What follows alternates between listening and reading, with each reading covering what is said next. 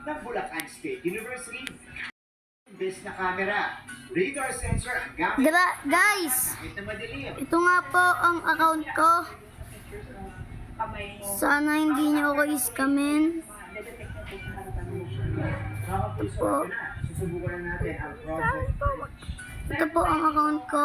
Sensor, siya po yung magdadetect ng SSL gesture na itatype mo sa harapan niya. Ito yung radar sensor. Guys, sana huwag niyo ko na yun. Madedetect yung motion ko. Pag pinindot natin ito, pag nag-green, puposisyon na natin. Or magsisignal na tayo. So guys,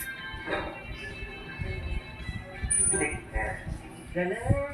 Meron silang AI program na so ginamit guys, para i-process, i-translate yan. So lalabas yan dito sa ating LCD. Ayan kung anong word yung sinasabi natin. guys, ito po. Tapos maririnig pa natin yan through the speakers Kaya maniwala kayo. here. But wait! There's more to this innovation. Maliban kasi sa radar sensor, meron din ito mobile app. So, ito po yung mobile app at nakikita natin ngayon. Meron silang both visual representation. Ito, may drawing kung ano yung Thank you guys. Thank you for watching. Bye ito bye. yung words niya. Ayan.